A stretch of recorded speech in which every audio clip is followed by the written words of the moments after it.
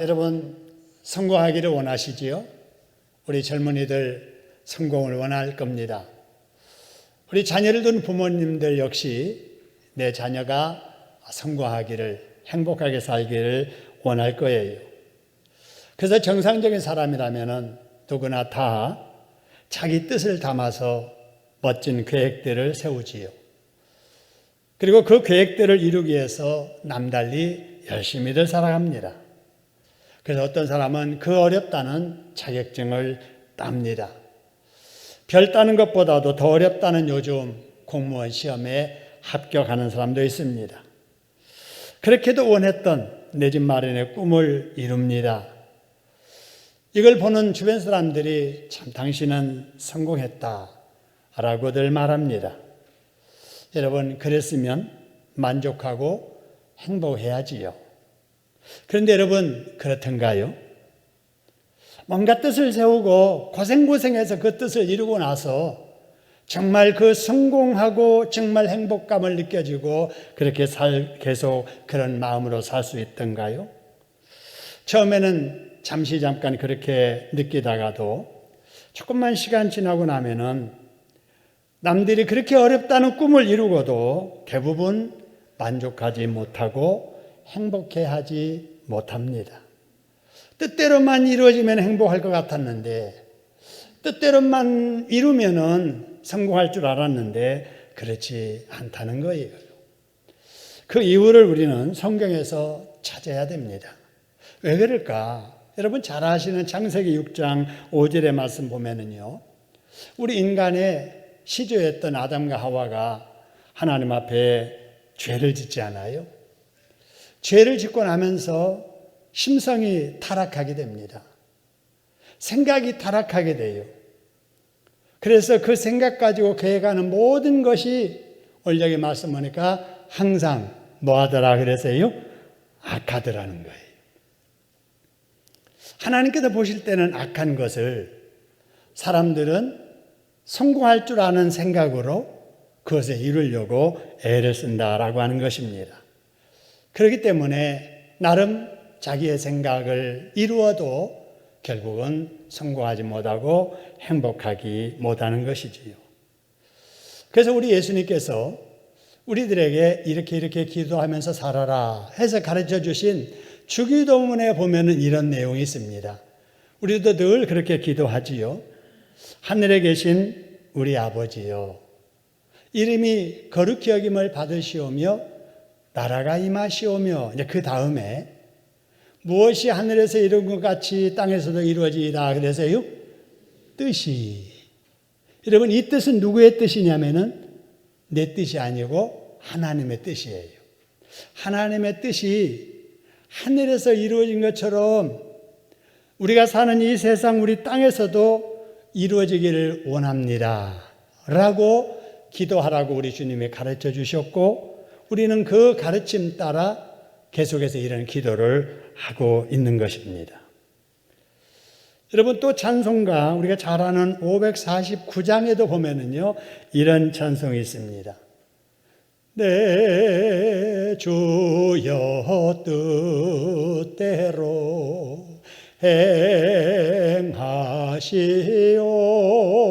행하시옵소서. 온 몸과 영혼을 다 주께 드리니 이 세상 고락감 주 인도하시고 날 주가 하셔서 주님의 뜻대로 하소서. 할렐루야. 자, 우리는 이렇게 찬송 부릅니다. 우리 이렇게 기도하면서 살지요.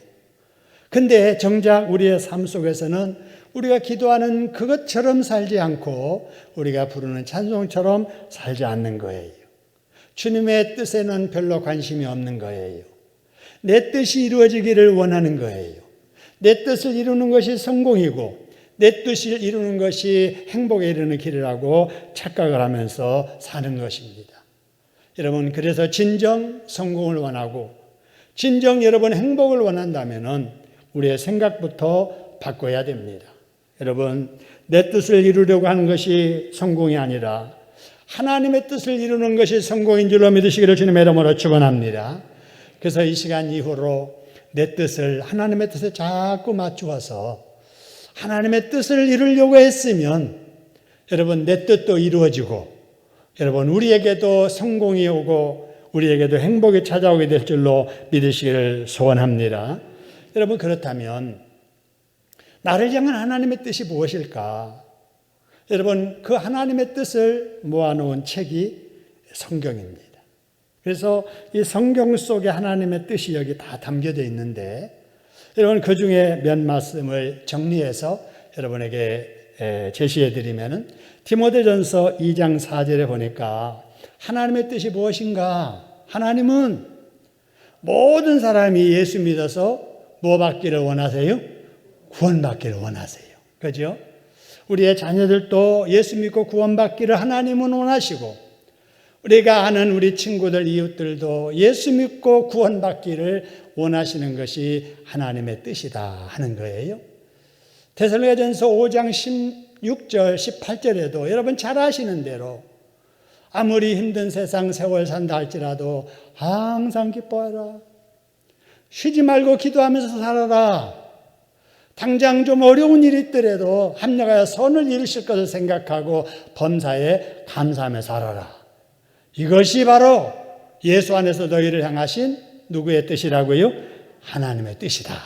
여러분, 늘 감사하며 기도하며 여러분 늘 기뻐하며 사시기를 주님의 이름으로 축원합니다. 그 다음에 데살로니가전서 4장 3절에 보니까 하나님의 뜻은 이것이다. 뭐냐? 세상이 타락하고 죄가 관영해도 너희는 죄를 멀리하면서 거룩하게 살라. 여러분, 거룩하게 사는 것이 하나님의 뜻입니다. 할렐루야. 여러분, 이어지는 말씀 고린도전서 10장 31절에 그런즉 너희가 먹든지 마시든지 무엇 하든지 다 뭘 위하여 살라고요? 하나님의 영광, 하나님을 기쁘게 해드리기 위해서 경제활동도 하고 살림도 하고 아르바이트도 하고 공부도 하고 자녀도 가르치고 여러분 목적이 돈 잘 벌기 위해서 높은 자리 차지하기 위해서 남이 가지지 않는 것을 갖기 위해서 이런 뜻 가지고 살면 안 된다는 말입니다. 우리 하나님을 어떻게 하면 기쁘게 드릴까? 하나님을 기쁘게 드리기 위해서 살면 여러분 내 뜻도 이루어지고 내 삶에도 성공과 행복이 찾아오게 될 줄로 믿으시기를 소원합니다. 그래서 한번 정리해 봅니다. 나를 향한 하나님의 뜻이 무엇인가? 첫째, 따라합시다. 예수님 믿고 구원받아라. 항상 기뻐하며 살아라. 쉬지 말고 기도하며 살아라. 범사에 감사하며 살아라. 악한 세상에 살지라도 죄를 멀리하고 거룩하게 살아라. 무엇 하든지 무엇 되게 살라고요? 하나님의 영광 되게 살라. 할렐루야. 여러분 여러 하나님의 뜻 중에서도 여러분 이 뜻을 늘 기억하시면서 이 뜻대로 살려고 최선을 다하는 저와 여러분 될 수 있기를 소원합니다. 여러분, 그러면 본문에서는 하나님의 뜻이 어떻게 나타났는가? 여러분 8절 9절의 말씀 보면 이런 말씀이 있습니다. 여기에 우리의 지체들이 나오죠. 손, 그리고 우리의 발, 그죠? 그 다음에 우리의 눈, 우리의 지체들이 나옵니다. 이걸 가지고 죄 짓지 말라는 거예요. 하나님은 우리에게 온전한 손을 주셨고 발을 주셨고 눈을 주셨고 입을 주셨는데 이거 가지고 죄 짓지 말아라. 근데 혹시라도 이 온전한 지체 가지고 죄를 짓는다면 그렇게 자꾸 죄 짓게 하는 그런 지체, 발이든 손이든 눈이든 입이든 찍어버리고 내버리라 라는 것입니다. 여러분 무서운 말씀이지요. 여러분 이 말씀을 우리 자신에게 한번 적용시켜서 생각해 보지요. 여러분의 손 한번 보세요. 이 손. 이 손 가지고 죄 지은 적 있으신가요? 여러분의 그 발 가지고 죄 짓는 일에 사용한 적이 있으신가요? 여러분의 그 눈을 가지고, 밝은 눈 가지고 죄 짓고, 여러분의 입을 가지고 죄 짓지 않았는가 하는 것입니다. 여러분, 지난 날은 우리가 성숙치 못해서 믿음이 약해서 그럴 수 있지요. 우리가 진리를 몰라서 그럴 수도 있습니다. 그런 우리의 과거는 하나님도 다 이해하십니다. 그러나 지금 하나님께서 원하시는 것이 뭔가? 여러분, 로마서 6장 12절 그리고 13절의 말씀 보면은 전에는 그렇게 살았을지라도 이제부터라도 너희의 건강한 몸, 너희의 온전한 지체를 가지고 죄 짓는 도구로 삼지 말라는 거예요. 이 온전한 손 가지고 죄를 짓지 말라는 거예요. 건강한 다리 가지고, 밝은 눈 가지고, 입 가지고 여러분 죄 짓지 말라. 하나님의 뜻을 이루는 의의 무기로 사용하라는 것입니다. 할렐루야. 여러분, 전에 우리가 우리의 지체를 가지고 어떻게 살았던지 여러분 이제부터라도 성숙한 믿음을 가진 하나님의 자녀답게 여러분의 눈으로 죄짓지 말고, 여러분의 입으로 죄짓지 말고, 여러분의 온전한 손과 발로 죄짓지 말고 하나님을 기쁘게 해드리는 일에 사용할 줄 아는 저와 여러분 되기를 주님의 이름으로 축원합니다. 이게 우리를 향하신 하나님의 뜻이에요. 자, 그 다음에 하나님께서 본문을 통해서 어떤 뜻을 우리에게 보여주시는가? 여러분, 로마서 18장 10절에 보니까 이런 말씀이 있습니다. 삼가 이 작은 자 중 하나도 뭐 하지 말라고요? 업신여기지 말아라 하는 거예요. 무시하지 말고 함부로 대하지 말라. 여러분, 여기서 이제 중요한 것이 이 작은 자입니다. 작은 자는 키가 좀 이렇게 작은 사람을 말하는 건 아니에요. 1m 55밖에 안 되는 키가 그 정도 되는 작은 사람을 말하는 게 아닙니다. 여기서 말하는 작은 사람이라고 하는 것은 예수 믿기 때문에 폭력으로 대항하지 않고 참는 사람을 말하는 거예요. 하나님의 영광 때문에 악담을 퍼붓고 맞서서 싸우고 싶어도 하나님의 영광 때문에, 교회의 덕 때문에, 하나님 주신 직분 때문에 꼭 참는 그런 사람이 작은 사람입니다. 나서지 아니하고 겸손한 사람, 내 것 챙기지 아니하고 다른 사람을 위해서 양보하는 사람, 매사에 참을 줄 아는 그런 사람이 여기서 말하는 작은 자입니다. 여러분, 이런 작게 보이는 사람들이 주변에 있을 때 세상은 어떻게 하지요? 여러분, 약한 사람에게는 함부로 대합니다. 여러분, 악한 강한 사람 앞에서는 굽실거리고 비유 맞추고 그렇게 하면서도 이 약하게 보이는 사람은 함부로 대하고 만만하게 대하는 사람이 있습니다. 시금방 떠는 사람들이 있지요. 오늘 주님께서는 10절 말씀에 그러지 말라는 거예요. 왜 그러지 말아야 되느냐 하는 것을 그 다음 말씀에 이렇게 설명합니다. 네 눈에 보기에 주변에 작아 보이는 그 사람을 하나님이 사랑하시기 때문이라는 거예요. 그죠? 하나님은 사랑하시는데 나는 그 사람을 미워한다, 함부로 대한다? 하나님이 절대로 그런 사람에게 기뻐하지 않지요. 복 주지 않지요. 하나님은 그 작은 사람이라도 관심을 가지시고 천사를 파송하시는 거예요. 뭐 하라고? 그 작게 보이는 그 사람, 얕게 보이는 그 사람 보살피라고, 지키라고, 발이 돌에 부딪히지 않게 하라고 천사를 보내가지고 지켜보고, 그 천사들은 지켜보다가 어떤 사람이 그 사람을 약하다고 해서 업신여기면 바로 직보합니다. 보고하는 거예요. 하나님이 그 보고를 딱 받으시면은 약하게 보인다고 함부로 업신여겼던 사람 가만두지 않지요. 하나님께서 벌하시겠다는 겁니다. 여러분, 그러므로 여러분, 적어도 예수 믿는 우리는 믿음 때문에 참으며 양보하면서 희생하면서 진실하고 겸손하게 사는 그런 사람들을 오히려 더 존경해야 될 줄로 믿으시기를 소원합니다. 이게 교회지. 세상과 똑같이 가진 사람 앞에서는 굽실거리고 강한 사람 앞에서는 비겁하게 행동을 하고, 그러나 못 배운 사람, 가지지 못한 사람처럼 보이는 사람은 무시하고 투명인간 취급하고 따돌리고, 여러분, 교회 안에서까지 이런 일이 일어나면 안 되잖아요.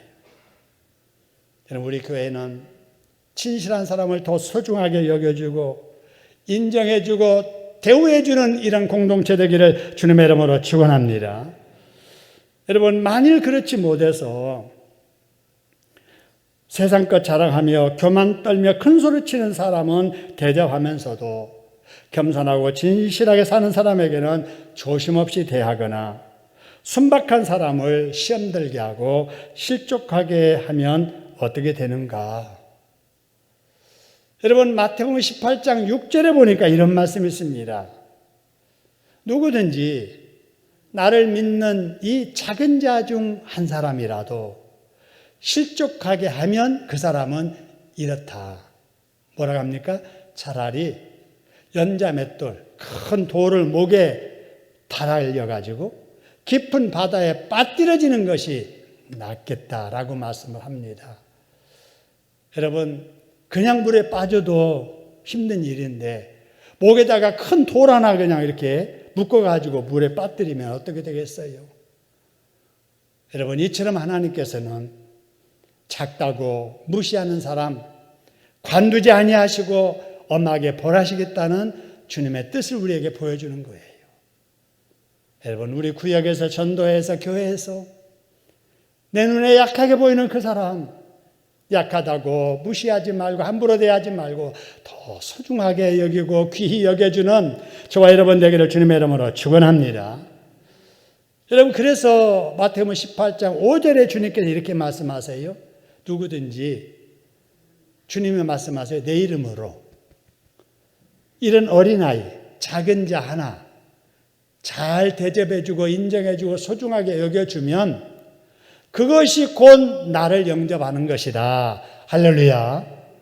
그렇습니다. 여러분, 약해 보인다고 함부로 하면은요, 주님께서는 나를 그렇게 함부로 하는구나, 그렇게 여기신다는 거예요. 작지만 귀하게 소중하게 여겨주는구나, 이걸 보시면은 저 사람이 나를 그렇게 하는구나, 주님이 그렇게 여기세요.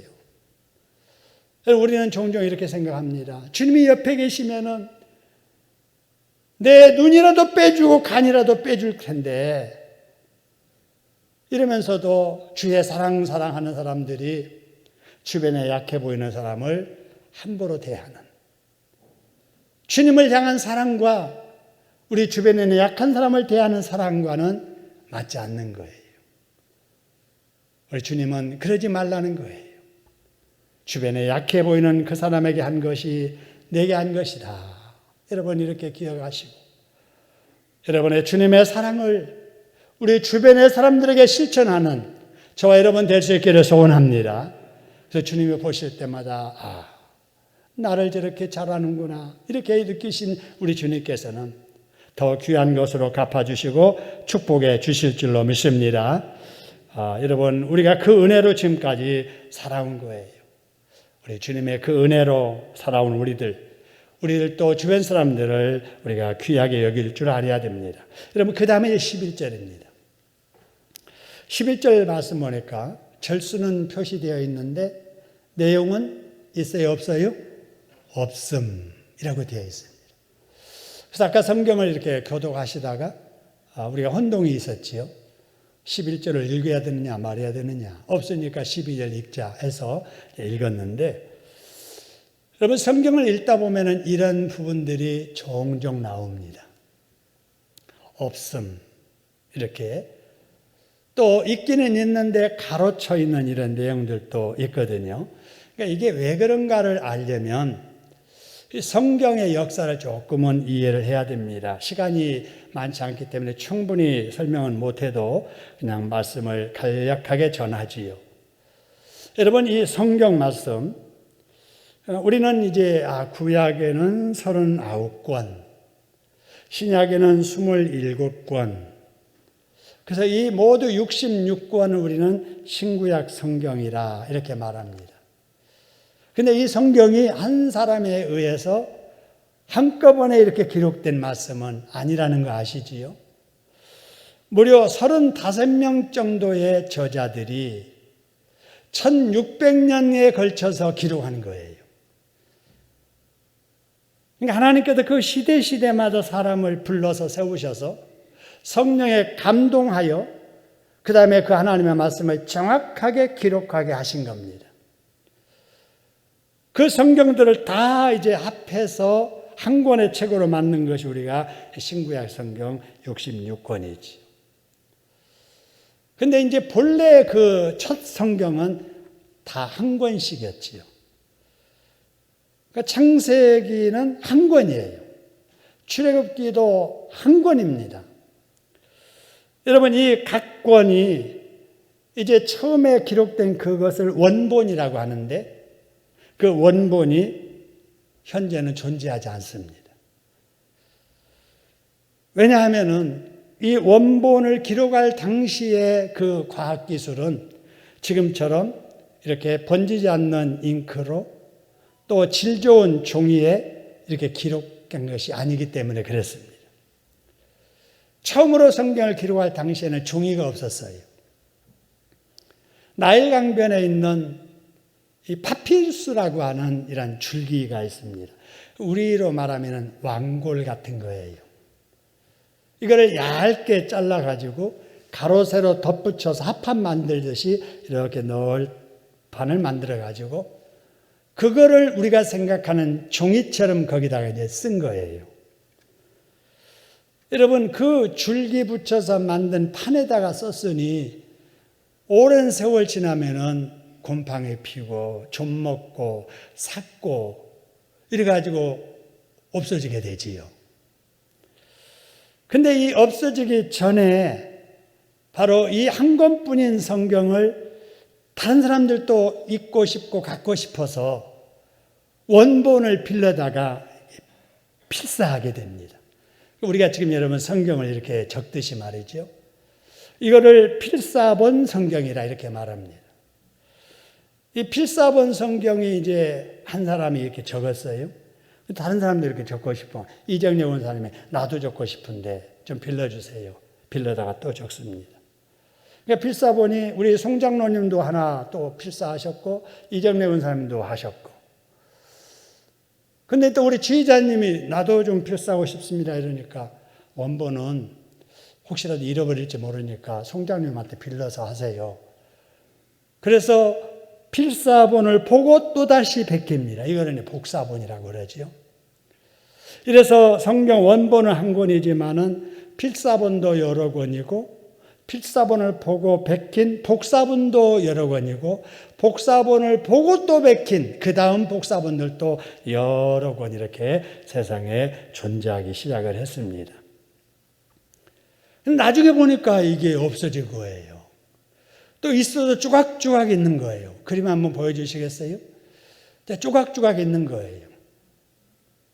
근데 또 어떤 성경은 후대에 이제 기록한 이런 필사본은 이제 그 당시에는 이제 이렇게 파피루스라고 하는 나무 껍질 거기에다가 썼지만은 나중에는 양 가죽, 짐승 가죽을 두들겨 가지고 얇게 해서 그걸 종이 삼아서 거기다가 이렇게 기록한 것은 이 줄기에 적은 파피루스의 성경보다는 좀 오래 가지요. 그래서 원본은 사가지고 없어지고 그 다음에 필사본과 그 다음에 이 사본들은 복사본들은 이렇게 그래도 좀 남아있고 이렇게 됩니다. 오랜 세월이 지나다가 원본을 이제 복귀하자 하는 운동이 일어나게 됩니다. 그래서 이제 원본은 없으니까 사본들을 갖다 놓고 비교하는 거예요. 비교해 보니까 아니 이쪽 사본에는 내용이 있는데 이쪽 사본에는 없는 거예요. 또 여기는 없는데 또 다른 거 갖다 보니까 또 있는 거예요. 있는데 내용이 조금 또 달라요. 이러다 보니까 그럼 어떻게 할까? 이제 기준을 이제 정하게 됩니다. 그래가지고 가장 먼저 필사한 것이 권위가 제일 먼저 있는 거지요. 그 다음에 이제 복사한 것이 그 다음에 권위가 있고, 복사한 것을 또 복사한 것은 그 다음 권위가. 그래서 이제 필사냐 복사본이냐 몇 번째 복사본이냐에 따라서 그 내용의 가치를 이렇게 정리하고, 정리해 보니까 원본에 없었던 것으로 추정되면은 뺍니다.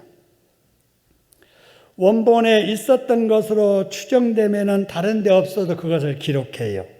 이렇게 하다 보니까 염려가 되는 게 있는 거예요. 아니, 여기 없는데 여기 있다고 해서 이걸 적다 보니까, 아니, 혹시 없는 것을 적는 거 아닌가 하는 염려가 있고, 여기 없다고 해서 여기서 있는 거에서 이렇게 또 여기 빼니까 있는 말씀을 빼는 것 같은 염려가 있는 거예요. 그래서 이거를 불식시키기 위해서 했던 작업이 뭐냐? 분명치 않은 것은 기록은 하되 표시는 해두자. 그래서 없는 것은 없음이라고 표시하고, 있는데 이것이 다른 데는 없다 하는 것은 괄호로 처리한 거예요. 그래서 여러분, 우리 주기도문에 보면은요, 우리를 시험에 들게 하지 마옵시고 다만 악에서 구하옵소서. 어떤 사본에는 여기까지만 있는 거예요. 근데 어떤 사본에 보니까 그 다음 절이 있는 거예요. 나라와 권세와 영광의 아버지께 영원히 싸움나이다. 그 문맥을 보니까 없는 것보다는 있는 게 확실한 것 같아요. 원본일 것 같아요. 근데 또 아닐 수도 있잖아요. 그래서 쓰기는 쓰되 괄호 표시한 거예요. 그래서 성경 읽다가 왜 다른 데는 없는데 이 괄호가 있을까? 그렇게 이해하시고, 그 다음에 없는 게 있어요. 다른 데 있는데 없는 거에 확실하겠다. 그것은 없음이라고 오늘 본문에 그랬잖아요. 없음이 그래서 나온 거예요. 성경에 보면 이 없음이 많은데, 여러분 이 사복음서에 나타난 없음만 추려보니까 여기 6군데, 7군데가 이렇게 됩니다. 여러분 이제 이후로 성경을 읽다가 없음, 이래서 없다고 표시됐구나. 기록해놓고 가로한 것은 이래서 그랬구나. 이렇게 여러분 이해하시길 바랍니다. 자, 그 다음에 이제 다음에 하나님의 뜻 보지요. 14절입니다. 자, 우리를 향한 하나님의 뜻이 뭘까? 오늘 14절에서는 너희 아버지의 뜻이 아니라 그랬어요. 무엇이 아버지의 뜻이 아닌가? 보세요. 이와 같이 이 작은 자 중에 하나라도 어떻게 하는 것이 아버지의 뜻이 아니라고요? 잃어버리는 거. 그죠? 아무리 작은 자라도 하나님은 잃지 않기를 원하신다. 그런 뜻이지요. 여러분, 그래서 예수님께서 이 말씀을 좀 자세하게 설명하기 위해서 비유의 말씀을 하시죠. 그 비유가 뭐냐? 12절, 13절에 잃은 양에 관한 비유입니다. 여러분, 너희 생각에는 어떠냐? 이러면서 이제 비유의 말씀을 하세요. 만일에 어떤 사람이 양 100마리가 있는데 그 중에 하나를 잃어버리면 어떻게 하겠느냐? 생각해 봐라. 그 잃어버린 양 두고 그냥 가겠느냐? 아니면은 99마리 두고 그 다음에 잃은 양 찾으러 가겠느냐 하는 거예요. 근데 너희 같으면 어떻게 하겠느냐? 근데 찾으러 가서 잃은 것 찾으면 잃지 아니한 99마리의 때문에 기뻐하는 것보다 더 큰 기쁨이 있을 것이다 라는 말씀이지요. 여러분, 이 말씀은 무슨 말씀이냐? 하나님과 우리 관계, 그리고 우리의 맡은 사역의 관계를 보여주는 거지요. 여기 나오는 양 100마리는 바로 우리 성도들을 말하고, 돌보는 목자는 예수님을 말씀하는 거지요. 여러분, 그러므로 우리는 양으로서 언제나 목자의 인도 따라 살아야 될 줄로 믿으시기를 소원합니다. 여러분, 우리를 왜 양이라고 하느냐? 양은요, 눈이 작아요. 멀리를 보지 못합니다. 빨리 달릴 수도 없어요. 방어용 무기도 없고 공공용 무기도 없습니다. 근데 살아가야 되는데 어디 가야 안전한지, 어디 가야 마실 물이 있고 어디 가야 뜯어먹을 풀이 있는지를 모르는 거예요. 그러니까 양 옆에는 항상 양을 돌보는 목자가 있는 거지요. 하나님과 우리 관계가 그렇다는 거예요. 우리 이 세상 주님의 인도 없이는 살 수 없습니다. 할렐루야. 내 뜻대로 바른 길 찾아서 살 수가 없어요. 그럼 우리는 이 땅에 사는 날 동안에 늘 우리 예수님을 목자로 알고 나는 양 같은 입장에서 목자의 소리에 집중해서 목자가 인도하는 대로 따라가는 우리들이 되어야 될 줄로 믿습니다. 여러분, 우리 구역에서 구역장의 역할이 목자고 구역원들이 그 양이나 마찬가지예요. 주일학교 교사들이 목자라면 거기에 있는 우리 학생들이 양에 해당이 되지요.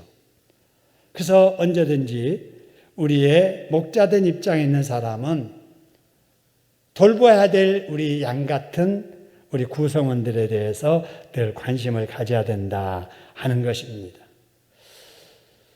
여러분, 지금 우리의 현실로 말하면은 코로나 바이러스에 대한 두려움 때문에 한두 번 예배에 빠지다가 믿음이 약해져서 예수님을 따라가던 길에서 벗어나 있는 교인들이 있습니다. 이런 양들이지요. 목자의 소리에 집중하지 못하고 한눈 팔다가 길을 잃어버린 거예요. 아니면 몸이 약해서 더 이상 따라갈 수 없어서 뒤쳐서 가다가 그냥 길을 잃어버린 것입니다. 여러분, 이럴 때 어떻게 해야 되는가 하는 거예요. 이럴 때 어떻게 해야 되는가. 여러분, 주인 입장에서 보면은 99마리가 더 중요하잖아요. 나중에 안전하게 99마리 데리고 가서 새끼 나면은 또 100마리 채울 수 있는 거잖아요. 근데 이 주인은 99마리를 거기에 두고 잃어버린 한 마리를 찾으러 가는 거예요. 여러분, 여기에서 우리가 한 가지 의문을 한번 가져봅시다. 아니, 지금 우리에 도착한 것도 아니고 지금 이동 중인데 어떻게 이 주인은 한 마리 어린 양 잃은 걸 알았을까 하는 거예요. 대개 이 주인들은 자기가 거느리는 양의 수를 언제 세냐면요, 우리 안으로 들어갈 때. 거기 그냥 막대기 하나를 이렇게 얹어놓고 그 밑으로 통과하는 그 양들을 세면서 98, 99, 한 마리 부족하네. 그때서 아는 거예요. 근데 이 주인은 우리에 들어가기 전에 안 거예요. 어떻게 알았을까요? 제가 생각하기에는 아마 이 양이 14절에서 말하는 작은 자 같은 양이지 않았을까 하는 거예요. 100마리 중에 한 마리 작은 자 같은 이 양은 어떤 양인가? 같은 또래에 비해 몸집도 작고 잘 걷지 못하는 양. 태어날 때부터 약하게 태어난 거예요. 그래서 이 목자는 어디를 가든지 그 작은 자 같은 이 약한 양에 관심을 가지고 지켜보다가 보니까 그게 없어진 거예요. 그래서 알았을 것이다 하는 거죠. 여러분, 이것이 목자의 마음이자 부모의 마음입니다. 여러분, 우리 부모들 보세요. 지금이야 자녀 하나 아니면 둘인데 우리 권사님들, 어르신들 자녀 키울 때 보통 7남매, 8남매, 많으면 10남매, 12남매 이랬잖아요. 그래도 그 여러 자녀 중에 아픈 손가락처럼 늘 애잔하게 느껴지는 자식 있잖아요. 왜요? 태어날 때 약하게 태어난 거예요. 철없을 때 공부 안 해가지고 못 배운 거예요. 다른 형제들 다 그런 대로 사는데 가난하게 사는 거예요. 그래서 부모는 늘 여러 자식 중에 아픈 손가락처럼 그 자식에 대한 관심을 가지고 정을 쏟는 이런 마음, 이게 부모의 마음이잖아요. 여러분, 이런 부모의 마음이 우리 예수 잘 믿는 우리에게 있어야 될 줄로 믿으시기를 소원합니다.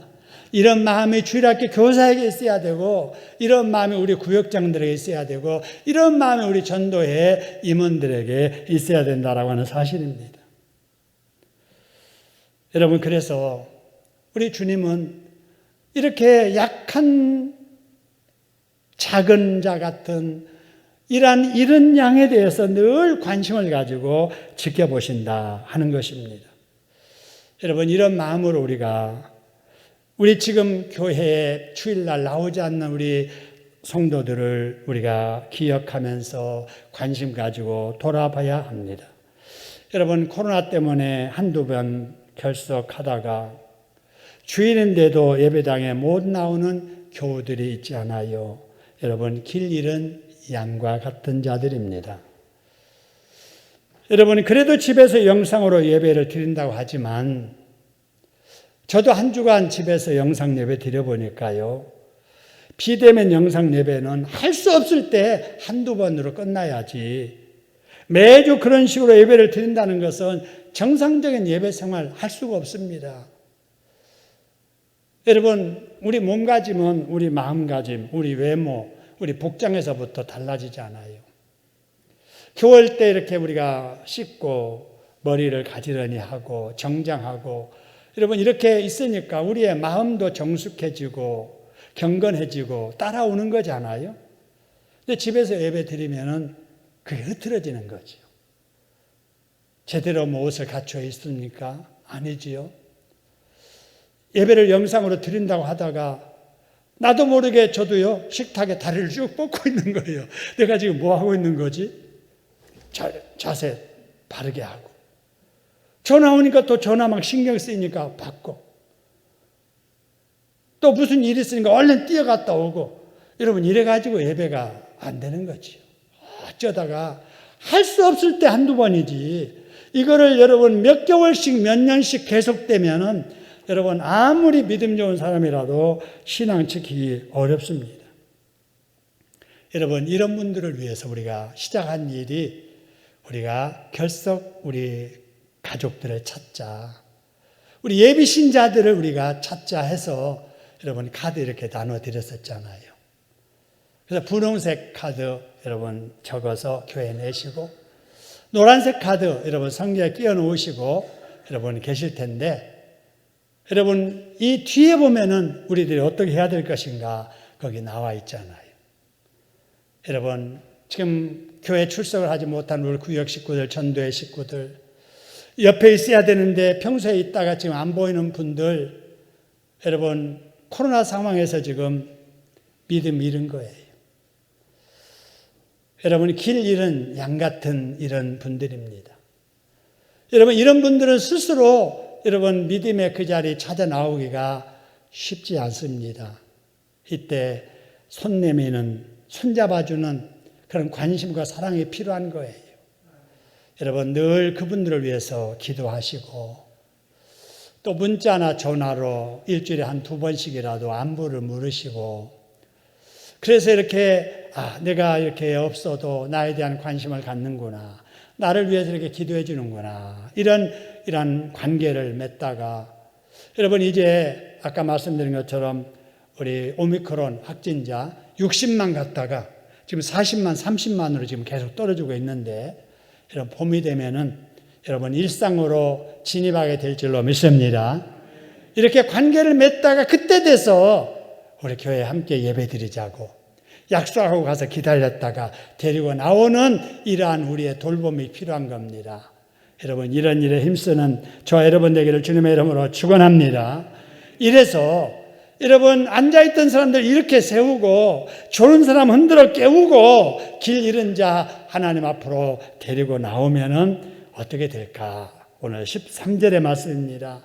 진실로 너희에게 이르노니 만일에 너희들이 그렇게 해서 찾으면 길을 잃지 아니한 99마리, 여기 지금 이 어려운 중에도 와서 예배드리는 우리 인하여 기뻐하는 그 기쁨보다도 결석했던 교우들, 교회 나오는 그 기쁨이 크게 될 줄로 믿으시기를 소원합니다. 우리 주님은 작은 자 한 사람이라도 잃어버리는 것이 뜻이 아니라고 말씀하십니다. 여러분, 이 뜻을 우리가 이제 알았으니 우리 주변에 있는 우리의 길 잃은 양 같은 결석되는 우리 교회들 잘 돌보시고 또 기도하시고 교제하시다가 권면해서 여러분 이 주일날 평소에 이제 주일 예배처럼 꽉 차서 함께 예배 드릴 수 있는 그날이 속히 오기를 주님의 이름으로 축원합니다. 내 뜻대로 살려 하지 말고 주님의 뜻대로 살려고 애쓰는 여러분 되셔서 하나님 앞에 성공하시고 우리 하나님께 영광 돌리며 행복하게 사는 복 받으시기를 주님의 이름으로 축원합니다.